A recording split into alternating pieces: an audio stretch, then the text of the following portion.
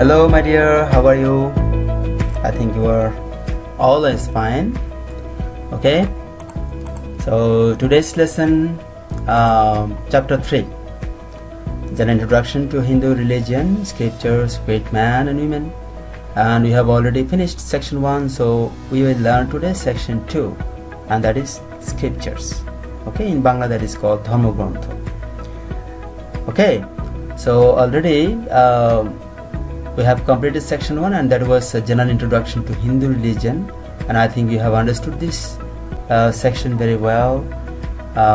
After learning this section, we will know section 2 scriptures very well. Okay, otherwise we don't get any kinds of clearness of this chapter. Got it? So let's start section 2, scriptures. Dharma Grantha. We know that scriptures contain religious discussion. They contain discussion about Ishvara, stories about gods and goddesses, and pieces of advice about life and society.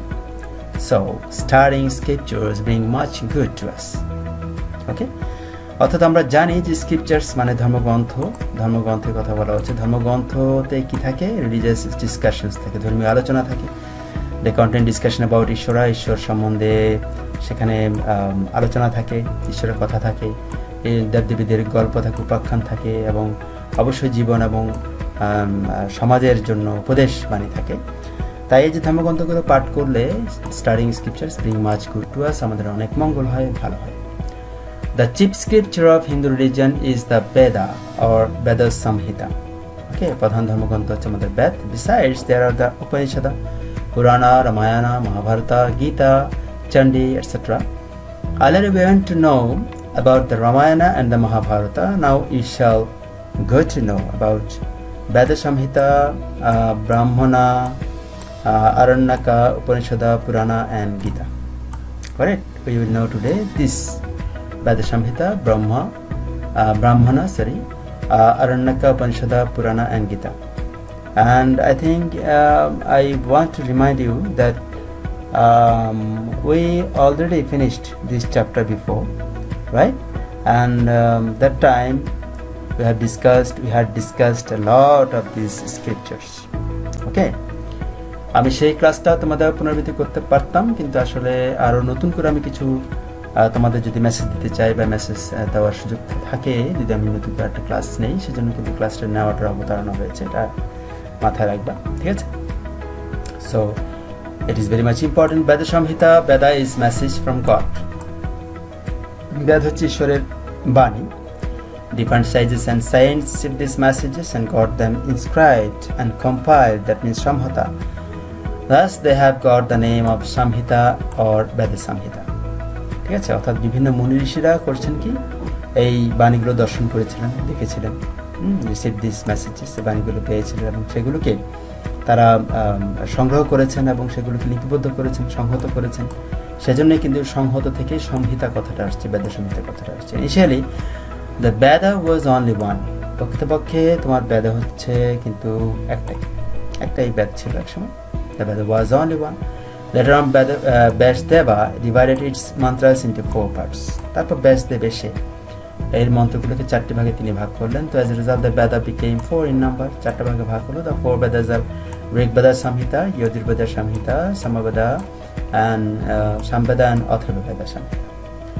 অর্থাৎ ঋগ্বেদ, সামবেদ, যজুর্বেদ এবং অথর্ববেদ, এই 4টি বেদে তখন ভাগ করে দিয়েছিলেন Vyasdev. Now, Rigveda Samhita. What does it mean? It contains stuti and prayer mantras. They are shorts of poems composed in verse. Okay, I think you have seen a lot of religious pictures of Hindu dharma, and there some sages and some sages or important person or special person. They sacrifice themselves by these stuti or prayer mantras. Sacrifice means আমি যজ্ঞের কথা বলছি। যারা যজ্ঞ করতো, সে যজ্ঞের সময় মন্ত্রগুলো প্রার্থনা করতো এবং সেগুলো poem আকারে বা কবিতা আকারে ছিল। যজুর্বেদ সংহিতা, the mantras collected here are recited at the time of sacrifice. দেখো যজ্ঞের সময় কিন্তু এই মন্ত্রগুলো উচ্চারণ করা হতো। Samaveda Samhita, the mantras here are like songs, গানের মতো, মন্ত্রগুলো ছিল Samaveda সংহিতার, and they are sung in tune and for the gods. ওকে, এবং সেগুলোকে সুর করে গাওয়া হতো এবং এগুলো দিয়ে দেবতাদেরকে শান্ত করা হতো আর কি, দেবতাদেরকে তুষ্টি করা হতো। অথর্ববেদ সংহিতা, there is discussion here about medical science, architecture, that means construction of house and other aspects of life.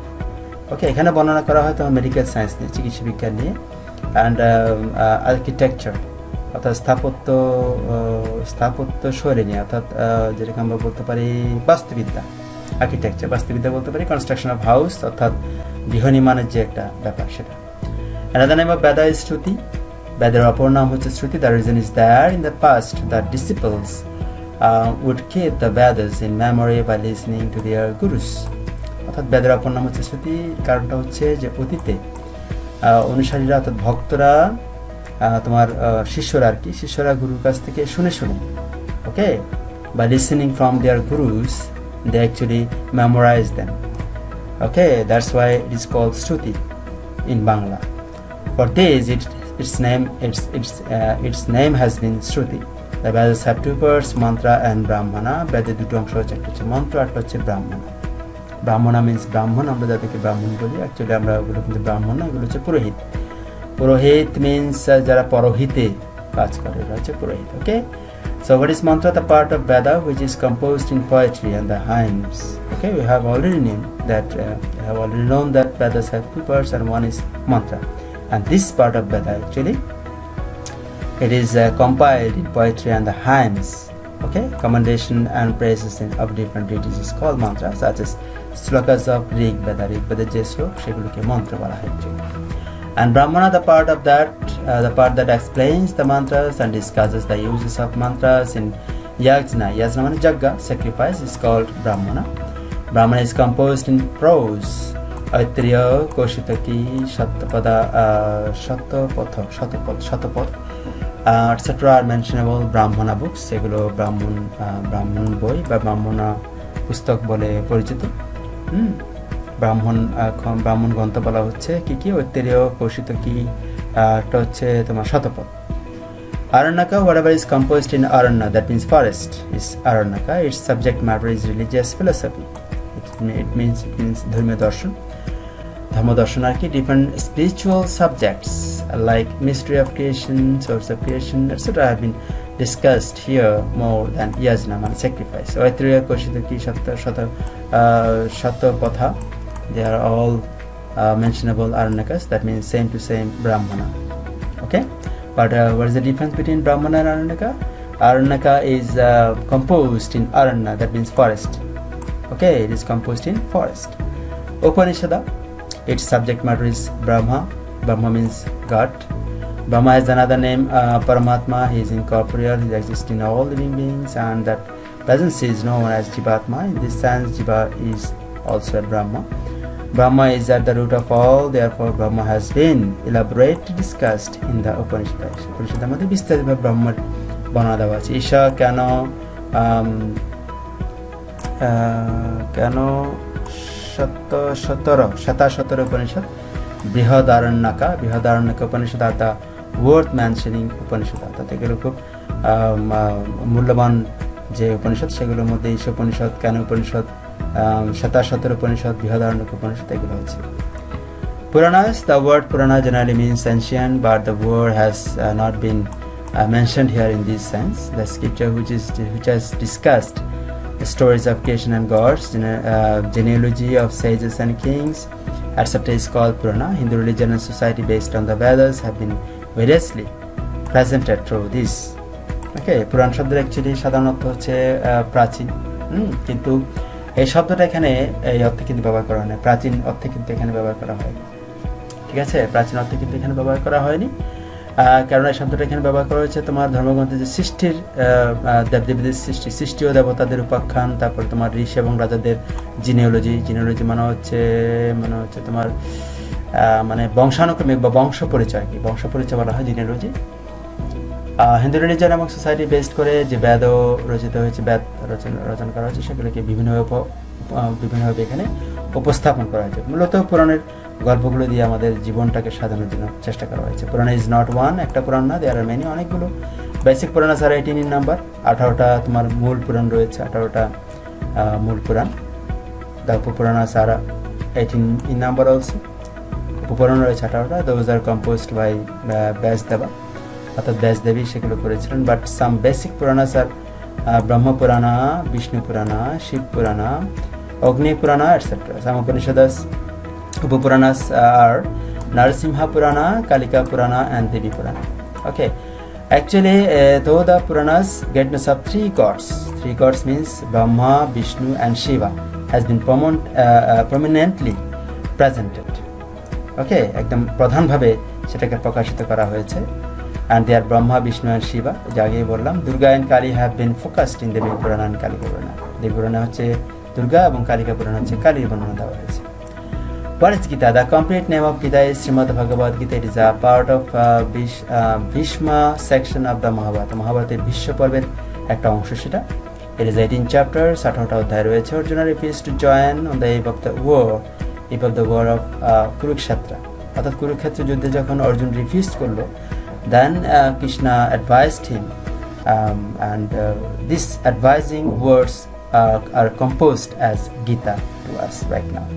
When he found his relations present before him as opponents, Bhagavan Sri Krishna then placed before Arjuna many pieces of advice.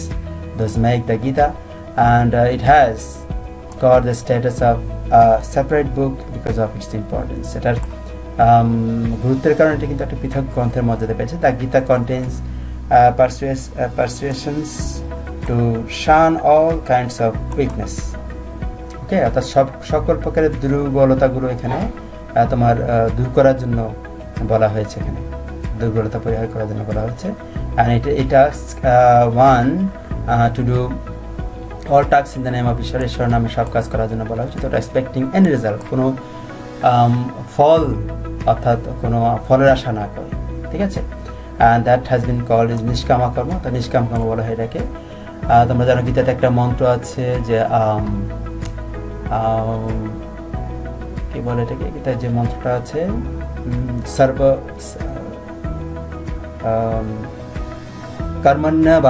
কর্মণ্যেবাধিকারস্তে মা ফলেষু কদাচন, কর্মণ্যেবাধিকারস্তে মা ফলেষু কদাচন, অর্থাৎ কর্মফল আশা ত্যাগ করে কর্ম করে যাও। The riders of immortality of soul, the riders of war against unfairness. And it has been laid down that only the respectful and restrained attain knowledge.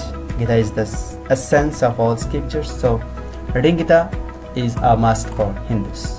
Okay, অর্থাৎ হিন্দুদের জন্য গীতা পড়া অবশ্যই পাঠ্য একটা গ্রন্থ, বিকজ গীতা হচ্ছে একটা সার। Gita is the essence of all scriptures. There are many legends in Hindu holy books, lessons of religion, philosophy, morality, devotion, respectfulness, etc. have been taught through them. The story of Dhruva, a devotee of Hari, is being placed here. Okay, অর্থাৎ গীতার কথা বলা হচ্ছে যেখানে উপাখ্যানের মধ্যে আমরা ধর্ম, দর্শন, তারপরে যে দর্শন, তারপর মোটালিটি, নৈতিকতা যেটাকে আমরা বলি, তারপরে হচ্ছে তোমার মোটালিটি হচ্ছে তোমার মৃত্যুর যে ইয়েটা সেটা, ডিভোশন হচ্ছে তোমার ভক্তি, তারপর হচ্ছে রেসপেক্টফুলনেস হচ্ছে শ্রদ্ধা, এগুলো জানানোর জন্য শিক্ষা দেওয়া হয় এখানে। তো এখানে ভাগবত থেকে, এটা ভাগবত পুরাণের একটা গল্প, হরিভক্ত Dhruva, devotee of Hari. It is a story of a long past time. There was a king named উত্তানপাদা নামে একজন রাজা ছিলেন, অনেক আগের গল্প সেটা। He had two queens, Suniti and সুরুচি নামে দুটো রানী ছিল তার। সুনীতি was elder, সুরুচি বড় ছিল, সুরুচি ছিল ছোট। The son of Suniti was ধ্রুব, সুনীতির ছেলের নাম ছিল ধ্রুব এবং সুরুচির ছেলের নাম ছিল উত্তম। The younger queen Suruchi was dear to the king, অর্থাৎ রাজার খুব প্রিয় ছিল সুরুচি, অর্থাৎ ছোট রানী। So her son Uttama got more affection than his father. Okay, তার বাবার থেকে সবচেয়ে বেশি আদর পেত উত্তমা। তো one day Uttama was sitting on his father's lap, বাবার কোলে যখন বসে আছে উত্তমা একদিন, saying that Dhruva also went to climb on his father's lap. Okay, তার বাবার কোলে সে উঠতে চলো। Right then Suruchi came to stop him. Dhruva got very much hurt at that. Sobbing, he went to his mother and told her everything. Okay, অর্থাৎ মন খারাপ করে সে তার মার কাছে গেল এবং তাকে সবকিছু খুলে বলল, ঠিক আছে, তাকে সবকিছু খুলে বললো। অ্যান্ড কনসোলিংলি কনসোলিংলি, অর্থাৎ তোমার কি বলে এটাকে, কনসোল করা মানে হচ্ছে সান্ত্বনা দেওয়া আর কি, ঠিক আছে। অ্যান্ড সোবিং হচ্ছে অ্যাকচুয়ালি কেঁদে সে তার মায়ের কাছে গেলাম সব কিছু বললো। তখন ওই যে উইপিংটা দিয়ে বোঝা যাচ্ছে ডোন্ট উইপ, কেঁদো না, কল হরিকে রাখো, he will remove all your afflictions মানে কি, অর্থাৎ সকল কষ্ট, অ্যাফ্লিকশনস মানে দুঃখ কষ্টগুলো সবগুলো রিমুভ করে দেবেন, দূর করে দেবেন, তুমি হরিকে ডাকো, কেঁদো না, এটা বলতে চাচ্ছে। Dhruva respected his mother very much, তার মাকে খুব শ্রদ্ধা করতেছে। So in obedience to his mother he started invoking Hari মানে হরিকে খুঁজতে চলে গেল, হরিকে অন্বেষণ করতে চলে গেল, সে হরিকে রাখতে হরির, যেহেতু তার মাকে সে খুব বেশি শ্রদ্ধা করতো। One day unnoticed of all, অর্থাৎ কাউকে কিছু না জেনে he went out of doors and when home over he met on the way he asked about him, যাকে পায় তাকে জিজ্ঞেস করে হরি কোথায় থাকে, হরি দেখতে কেমন ইত্যাদি। Just reciting Hari's name he entered into a deep forest, একদম একটু গভীর জঙ্গলে সে ঢুকে গেল হরির নাম ডাকতে রাখতে। Even beast of the forest hearing Hari's name on his lips forgot violence মানে সকল হিংসা ভুলে গেল, যে বনের পশুরা পর্যন্ত তার মুখে হরির নাম শুনে সকল হিংসা ভুলে গেল। Dhruva went on invoking Hari in a single minded manner, অর্থাৎ এক মনে এক সাধনায় তিনি হরির সাধনা করতে চলতে লাগলো। হি ওয়াজ oblivious of everything else, ওকে, অর্থাৎ তার কোনো দিকেই খেয়াল নেই, তার একদম কোনো দিকে খেয়াল নেই। His only aim was to meet শ্রীহরির সাথেই তার দেখা হওয়াটাই হচ্ছে একমাত্র লক্ষ্য ছিল তার। The finding this single mindedness in Dhruva, Srihari's mind came soft. He appeared before him. He said, Dhruva, I may be overwhelmed at your contemplation. Go back home, your wishes will be fulfilled. তো এই যে এক মনে যে হরি সাধনা করছে ধ্রুবের, সেটা দেখে শ্রীহরিও মনও আর নরম হয়ে গেল, শান্ত হল, এবং তিনি তার সামনে দেখা দিয়ে বলেন যে ধ্রুব, আমি তোমার খুব ইয়াতে মুগ্ধ হয়েছি, ওভারওয়েলম, তোমার প্রার্থনায় আমি খুব মুগ্ধ হয়েছি, বাসায় ফিরে যাও, সব কিছু তোমার সকল আশা পূর্ণ হয়। তো ধ্রুব টাস্ট শ্রীহরিস ফিট রেসপেক্টফুলি, খুব শ্রদ্ধার সাথে শ্রীহরির পা স্পর্শ করলো। Srihari went back to Vaikuntha চলে গেলেন Srihari. Dhruva also went home, king Uttanapada stretched out his two hands to take him on his lap, তার কোলে নেওয়ার জন্য দুই হাত বাড়িয়ে রাজা উত্তানপদ দুই হাত বাড়িয়ে ছেলের জন্য অপেক্ষা করতে লাগলো, বা ছেলেকে কোলে তুলে নিল। When ধ্রুব যখন বড় হলো, he was made the king by him. Okay, that means Uttanpada made him the king. After death, Dhruva found his place at the highest place of Brahmanda, Dhruvaloka. Dhruvaloka is the highest place of Brahmanda. Okay, lots of places in Brahmanda, and one of them is Dhruvaloka, and it is the highest place. Okay, and after death, Dhruva found this place. Okay, that means Dhruva went this place, Dhruvaloka. The moral lesson that we learn from the story of Dhruva is that parents are to be honored. মা বাবাকে ভক্তি শ্রদ্ধা করা উচিত। আমরা এই ধ্রুবের গল্প থেকে সেটাই শিক্ষা পাই। We are not cruel to anyone, কার সাথে ঝগড়া বিবাদ করবো না। ভগবান is to be venerated. ভগবান কি হবেন? ভগবানকে ভক্তি করতে হবে। ভগবান is to be venerated. অর্থাৎ প্রার্থনা করতে হবে কি we want anything, আমরা যদি কিছু চাই, we are to do that single mindedly, অর্থাৎ এক মনে সেটা চাইতে হবে, একাগ্র মনে সেটা চাইতে হবে। It must then be attained, তখনই সেটা অবশ্য অর্জিত হবে। This teaching we shall always keep in mind and practice in real life. এই যে শিক্ষাটা আমরা পাবো বা পেয়েছি, সেই শিক্ষাটা আমরা আমাদের জীবনে মনে রাখবো এবং জীবনে সেটা পালন করবো, অনুসরণ করবো। সেটাই হচ্ছে আমাদের জন্য ভালো মঙ্গল। Okay, so that is the class today, and I think you have enjoyed this class, and homework next time, because all of the questions from this chapter will be given at a time. Okay, and I told you before that same talkings about homework, because no one knows that what will be in future in this time, actually in this pandemic situation. So I'm not giving you any kinds of questions. Maybe it can be MCQ, or it can be short questions in future. So that's why I don't want to. Actually, I can't rely on this. That's why. Okay. So no more today. Or when we meet again. Until then, thank you and ta-ta.